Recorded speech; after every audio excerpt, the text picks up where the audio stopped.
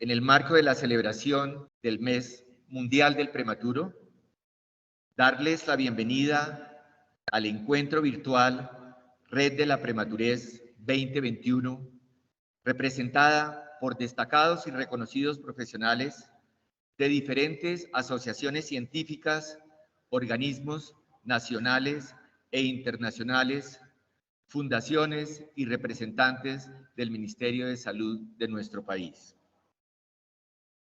Quiero dar la palabra a la doctora Clara Esperanza Galvis para la inauguración oficial de este encuentro virtual.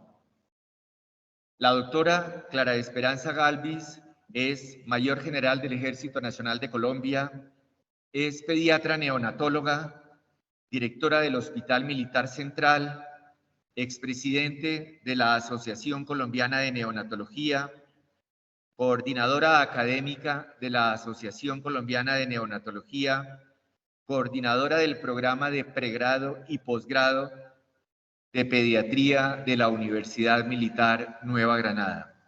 Bienvenida, doctora Galvis, tiene la palabra para que usted haga la apertura e inauguración oficial de este encuentro de Red de la Prematurez. Un saludo especial para todos. Para nosotros es absolutamente importante desde la Asociación Colombiana de Neonatología realizar este evento.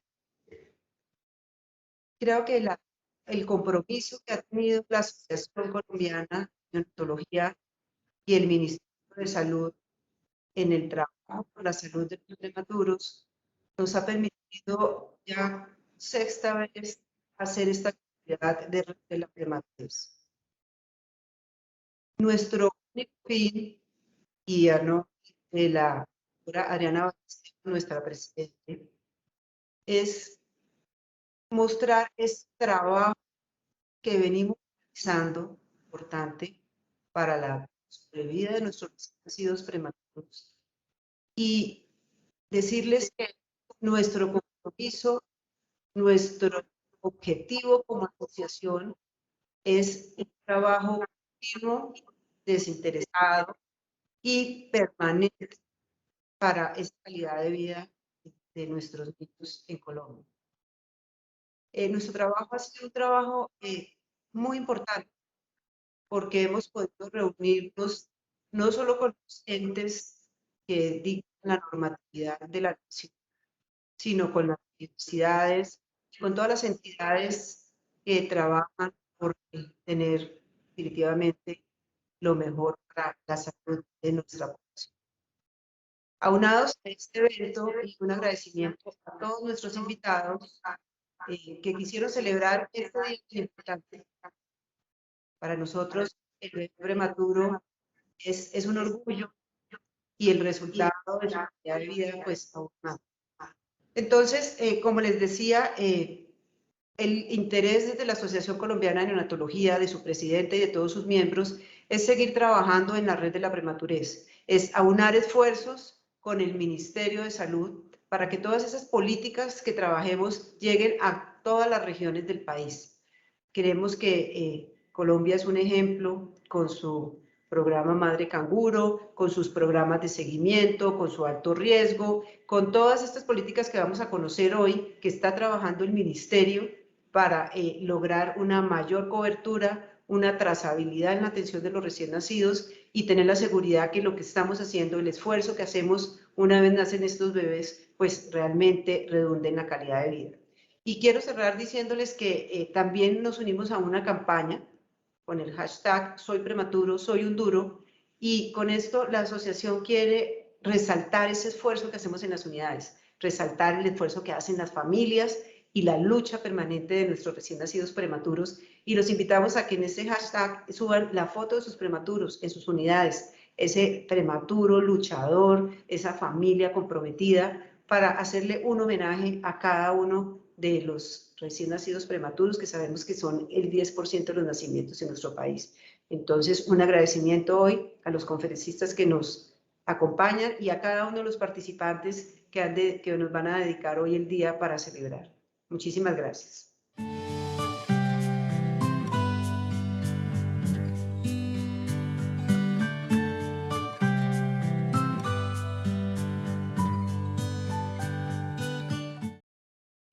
Muchas gracias, doctora Clara Esperanza Galvis.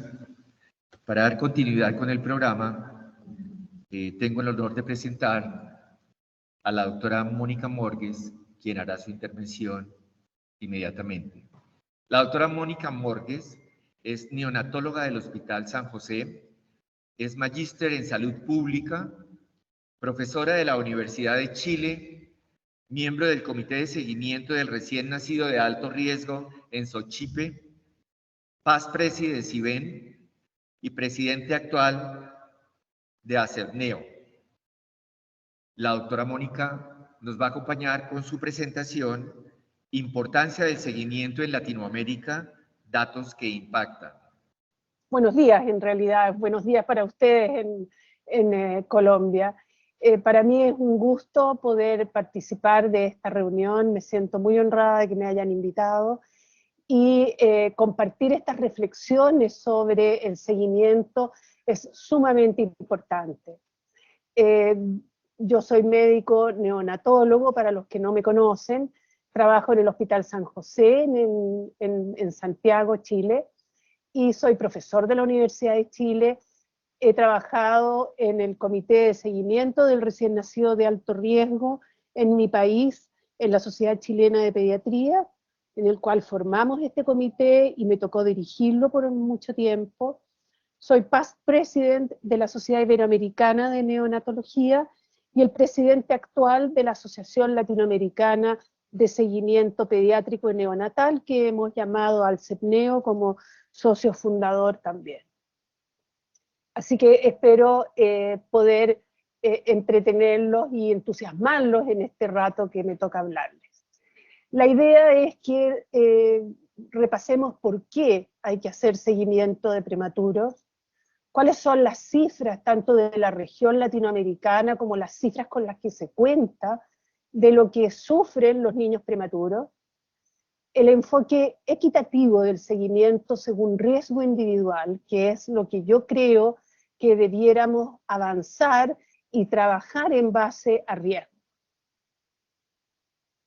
¿Por qué el seguimiento entonces? Porque debe existir un espacio que permita la interacción y participación de los profesionales e interesados en el seguimiento de niños de alto riesgo, dentro de los cuales el prematuro ocupa un gran espacio, de manera que interactuar hace súper importante el poder llevar a cabo la función. Hay que promover y coordinar el desarrollo de soluciones para los problemas que impactan en la calidad de vida de los niños afectados y sus familias. Hay que también promover el desarrollo de equipos interdisciplinarios que puedan conocer las necesidades especiales de atención en salud y apoyados en políticas públicas que hayan sido exitosas, a lo mejor no a nivel nacional, pero sí en otros países, y ahí es donde es importante la interacción, puedan ser satisfechas estas demandas y provistas en tiempo y forma.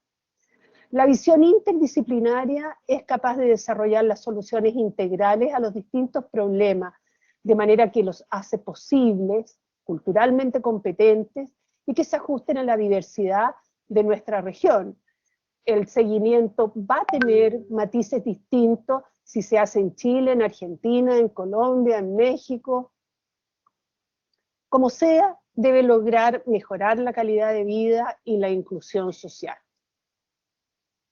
Los bebés prematuros nacen generalmente con problemas asociados a su prematurez, así como otros recién nacidos que pueden nacer enfermos y muy graves, con malformaciones mayores, etcétera, que hacen importante el seguimiento no solamente del prematuro, sino de estas otras poblaciones de niños que nacen con problemas y requieren una vigilancia específica.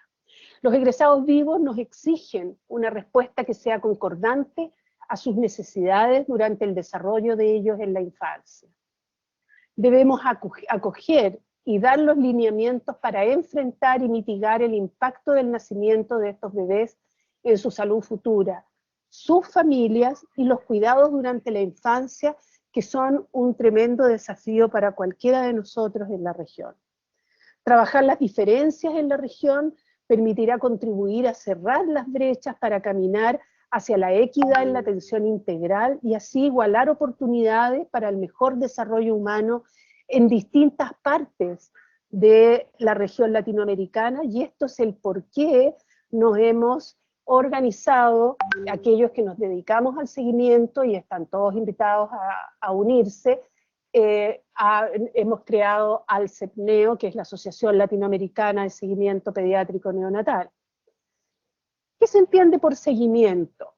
Es una atención interdisciplinaria enfocada en vigilar el desarrollo nutricional, neurosensorial, respiratorio y de salud mental del niño. No solo del niño, como vamos a ver más adelante, también de su familia. Pesquisar oportunamente los problemas que aparecerán durante el desarrollo para interceder adecuadamente en ellos en forma integral. El niño, en la medida que se va desarrollando, van apareciendo nuevas dimensiones de su compromiso, que es imposible evaluar en un bebé el rendimiento cognitivo, por ejemplo, y que ahí ya después en un niño más grande tenemos que evaluar. Evaluar el impacto de las intervenciones en el niño y su familia, apoyar en este proceso a las familias. Tenemos que promover la inclusión social en caso de que las funciones se vean afectadas, potenciando las capacidades remanentes. Catalizar el cambio social y promover las políticas públicas a favor de este trabajo, cruzando muchos ámbitos que rodean al niño. La escuela, lo legal, el financiamiento, todo eso es lo que va a llevar finalmente a que la actitud que rodee todos los programas y todas las leyes que protejan al niño, en este caso prematuro o con cualquier otra enfermedad grave al nacer, que le permita la inclusión social. Y para eso también tenemos que trabajar, ¿no es cierto?, la comunidad. Con respecto a la discapacidad, ¿es lo mismo nacer en nuestra región que en cualquier otra región? No. Como se ven ustedes acá, en los países con altos ingresos, los niños que nacen con complicaciones son aproximadamente 1,2 millones. De manera que la torta es chica. En cambio, los países de medianos ingresos, como están casi todos los nuestros, ya aquí aumenta y está entre 3,8 millones a 3,2 millones. Y aún peor, en los países de muy bajos ingresos, tenemos que esto es 8,4 millones. De manera que es inversamente proporcional a la necesidad. Mientras más pobreza encontremos en una región, mayor va a ser la cantidad de niños complicados. Y eso es tanto para las muertes neonatales como para los niños que egresan con alguna discapacidad después de un parto pretérmino o después de un parto con complicaciones, como por ejemplo la encefalopatía hipóxico-isquémica, ¿ya? Y un número ya de otros niños. La gran mayoría de los problemas que afectan al prematuro y a los recién nacidos en general, no son muchos, son como 5. Es ser pretérmino, es nacer o no con encefalopatía secundaria a una asfixia u otro tipo de encefalopatía, las infecciones, dentro de ello la meningitis. Y también dentro de la región latinoamericana tenemos una gran disparidad. Tenemos poblaciones muy acomodadas y que acceden a todo lo que es conocido como lo básico de buena calidad. Educación, salud, alimentación. En cambio hay otras poblaciones que es muchísimo más difícil, pero la reciben, que es como el grueso de la gente en nuestra región, y desgraciadamente tenemos poblaciones muy marginadas donde este tipo de necesidades se hace tremendamente crítica, y por supuesto afecta principalmente a los niños. Vean ustedes aquí hay un gráfico de araña en el cual vemos que hay índice de salud que es muy dispar, siendo de muy bueno a pasando por todos los países hasta llegar a países con mucha diferencia con respecto a los del otro lado de la araña. Entonces, tenemos mucho trabajo que hacer para poder hacer crecer a la región en forma armónica, o por lo menos no tan inequitativa. Como les decía, luego de las cifras, el impacto más importante, creo yo, es según riesgo. Y creo que debiéramos cambiar nuestro modo de programar el seguimiento, que hasta hoy lo hacemos por patología o por edad gestacional, y tenemos una secuencia de controles. Creo que esto no se optimizan los escasos recursos. No focalizamos en aquel que más necesita los escasos recursos. Por eso que pienso que debiéramos ir caminando hacia un seguimiento basado en riesgos. El impacto de la nutrición es tremendo en este niño prematurito que nace con muchas complicaciones y que además, por haber nacido prematuro y presentar mucha patología aguda, se compromete aún más su nutrición, su estado nutricional. Por lo tanto, es frecuente que el niño avance a un retardo del crecimiento extrauterino. Por lo tanto, la introducción precoz de proteínas con adecuado perfil aminoácidico en las unidades neonatales, un aporte ajustado a las necesidades del prematuro que se prolongan durante el seguimiento y en algunos hasta el primer año. La leche de su propia madre, la leche fresca de su propia madre es el gold standard. Pero muchos niños al inicio, cuando están en etapa de corrección, van a requerir del apoyo con suplementos o fortificando la leche de la madre, y eso lo hacemos en la práctica con leches especiales para prematuros. El primer parámetro que debe corregir es el perímetro craneano, y tenemos que velar para que eso lo haga alrededor de las 40 semanas. Y quiero mostrarles cómo es de importante en el prematuro que el niño que recibe en el momento del alta leche de su propia madre durante la hospitalización, tiene, en comparación con niños que no recibieron leche de su madre, tienen un coeficiente mental menor.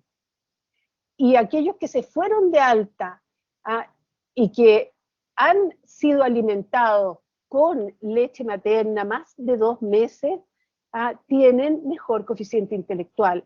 Por lo tanto, si bien necesitan para recuperarse nutricionalmente el suplemento a la leche materna, es el suplemento a la leche materna, siendo la leche materna el eje importantísimo de la nutrición.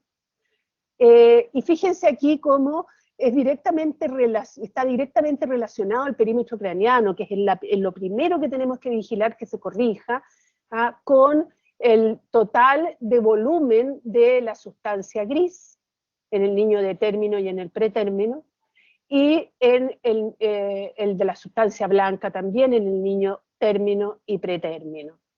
La relación entre perímetro craneano y volumen cerebral es directamente proporcional.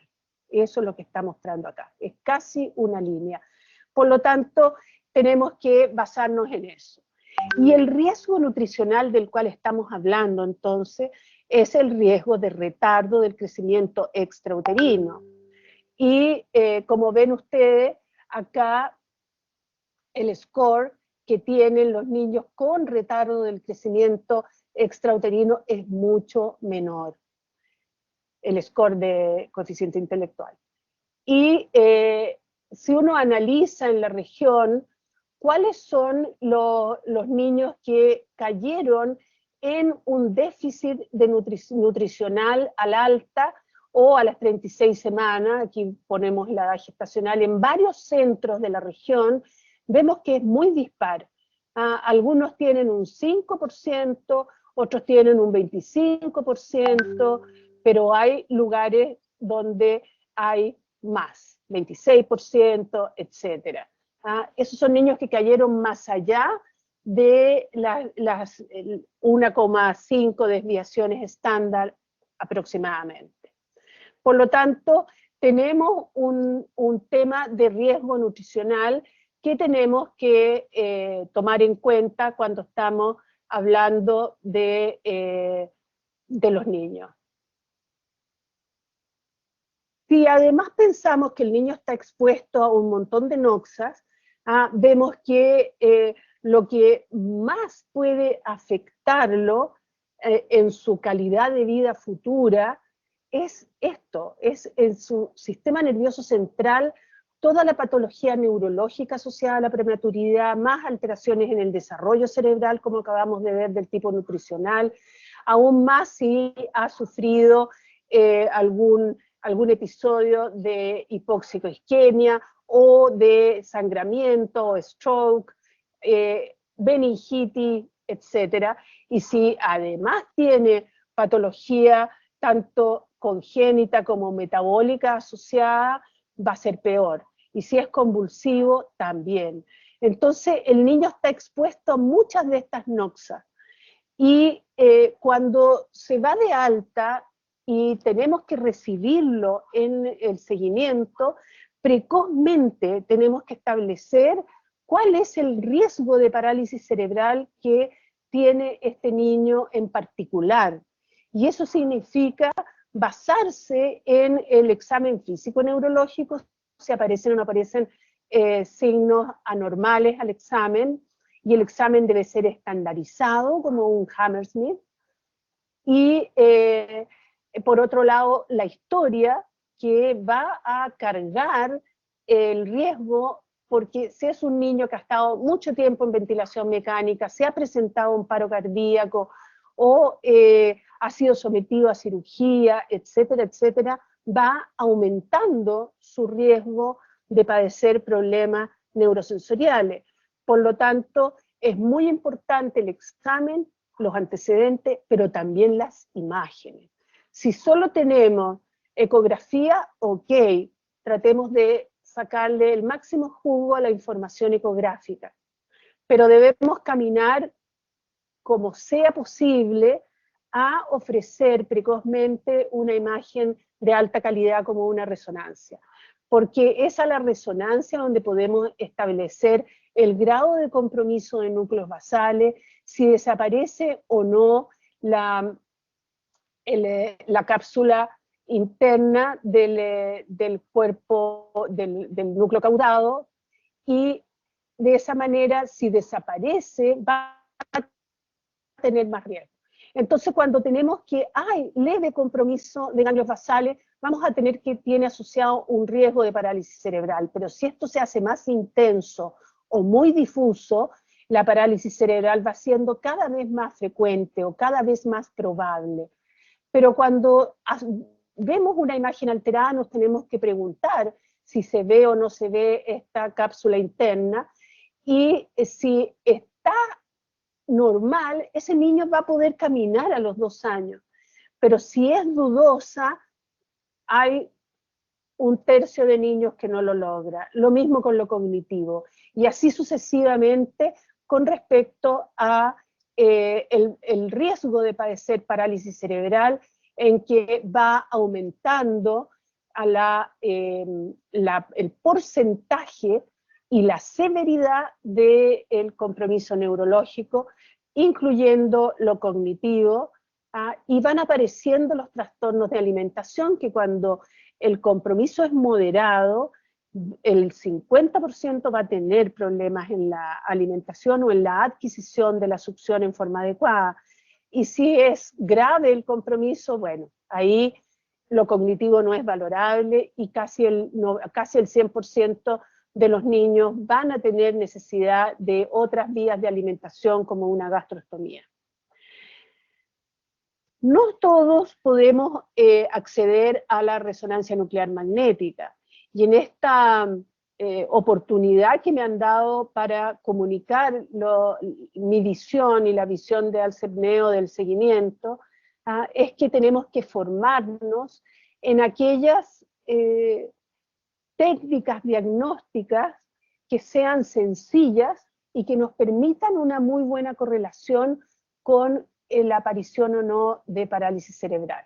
Y fíjense que aquí están los movimientos generales, en que la aparición de Fidgetti, que es un movimiento pequeñito de ajetreo, la aparición de Fidgetti se correlaciona con en un 96% con normalidad.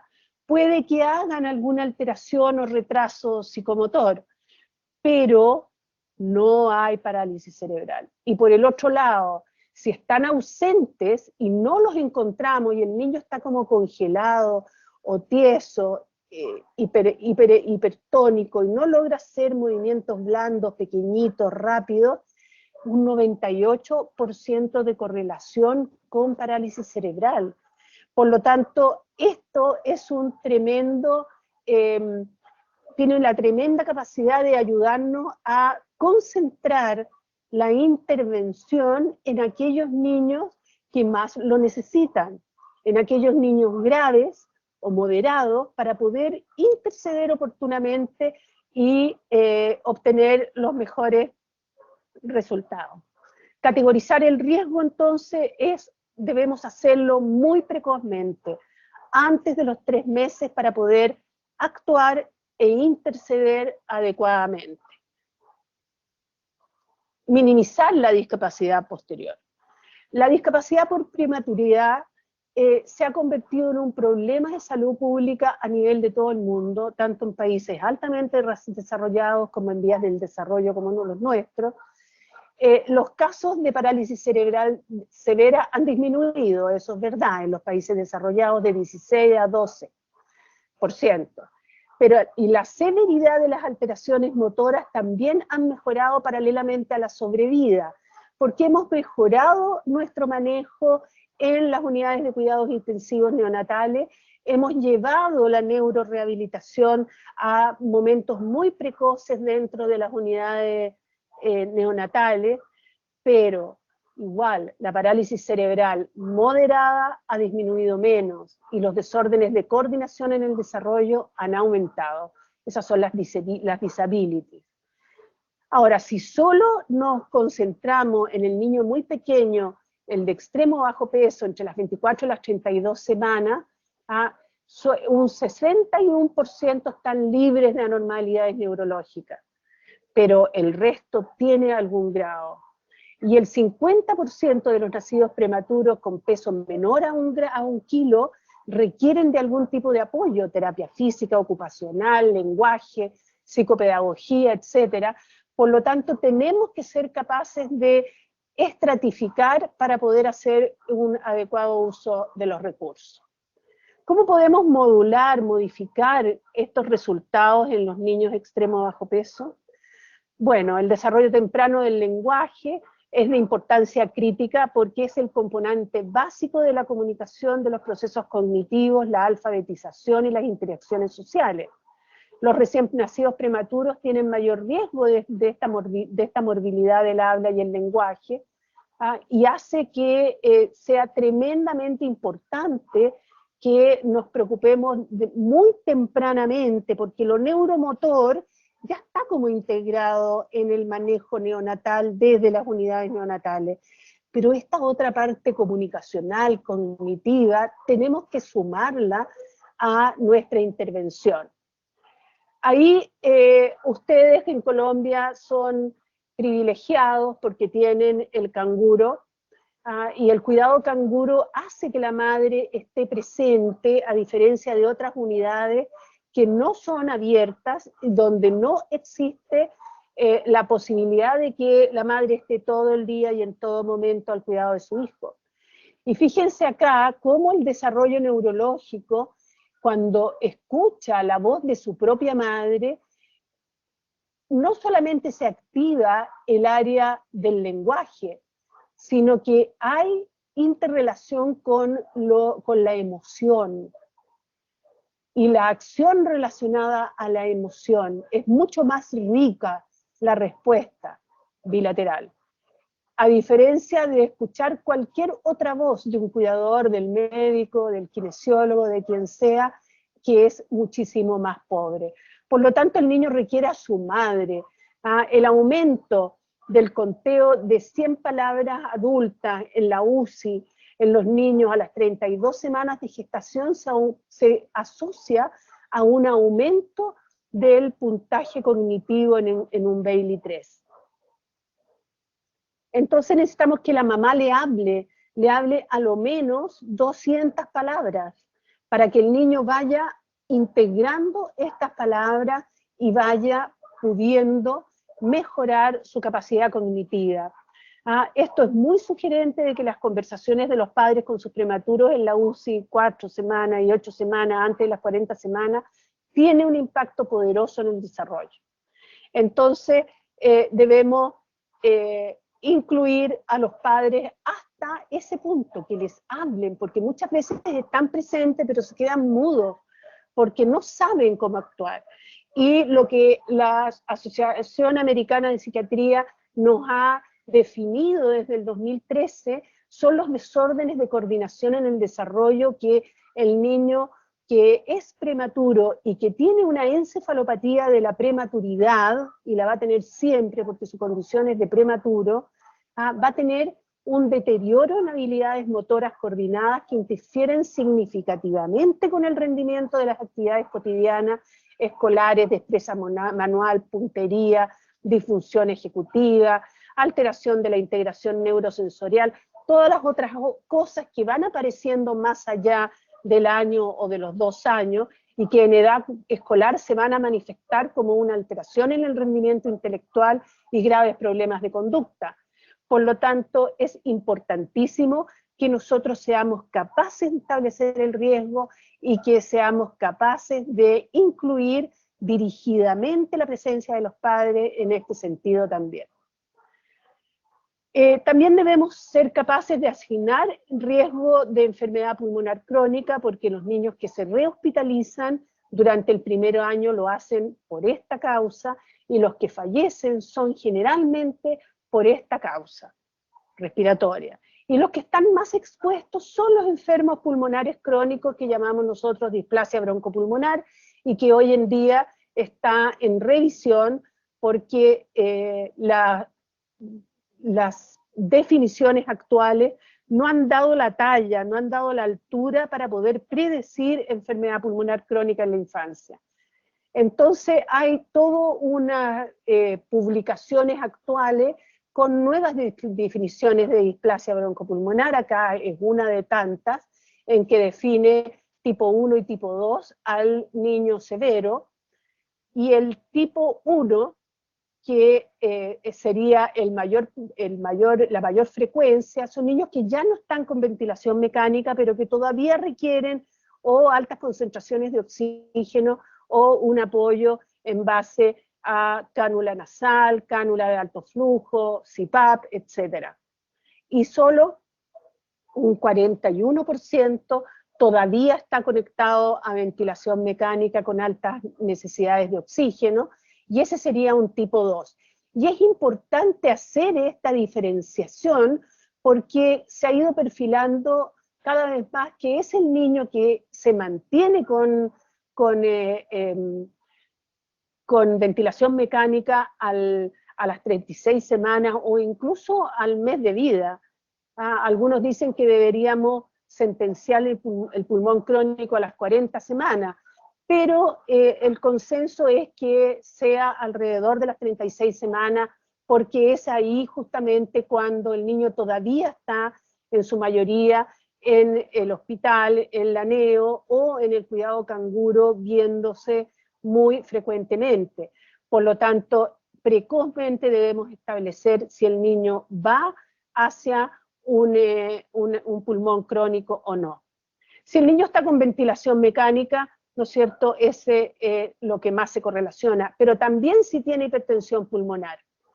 y el impacto de la hipertensión pulmonar que se asocia al retardo del crecimiento intrauterino y a ciertas condiciones de enfermedad materna como la hipertensión arterial, ya presentan mayor gravedad y reciben 2 veces más corticoides postnatales y se mantienen hospitalizados más número, más tiempo en el primer año.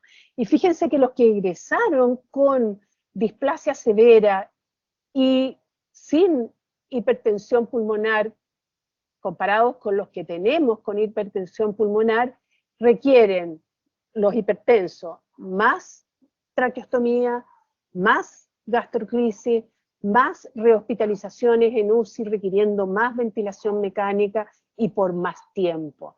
Por lo tanto, tenemos que ser capaces de decir en el momento del alta o en los primeros 3 meses de vida si el niño es o no es portador de hipertensión pulmonar asociada a la displasia, porque cambia el pronóstico.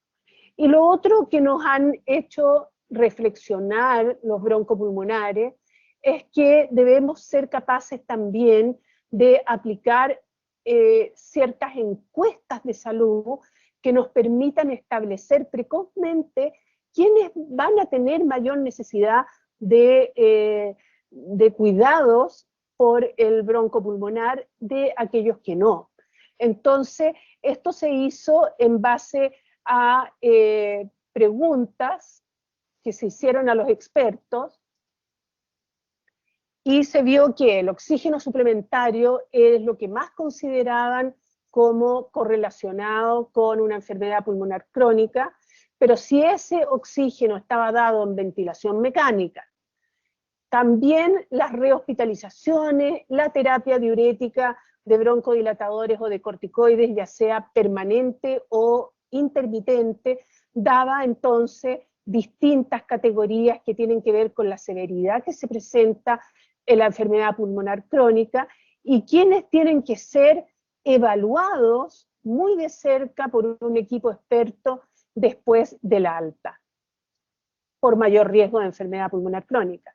Y este enfoque es importante porque si se aplica la encuesta de salud respiratoria entre los 6 y 12 meses, fíjense que los niños son severos, según este estudio muy interesante, si presentó más de 2 hospitalizaciones o igual a 2 hospitalizaciones por causa respiratoria, oxígeno en el hogar por más de 3 meses o cualquier otro apoyo ventilatorio en el hogar. Refirió requerir esteroides inhalados o vasodilatadores pulmonares en más de 2 cuestionarios durante los 6 a 12 meses de edad gestacional corregida. O sea, aquí hay una visión que juzga según la evolución del niño, ya que nuestra definición no es capaz de dar en el pronóstico. Y es moderado si presenta una hospitalización, el oxígeno en el hogar fue menos de 3 meses, o traqueostomía sin requerir ventilación mecánica.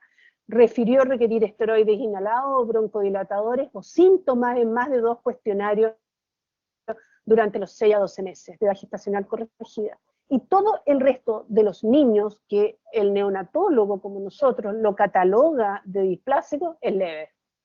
Entonces, claramente, aquí tenemos que mejorar en ese sentido. La tecnología nos puede ayudar. Fíjense, esta es una resonancia pulmonar, donde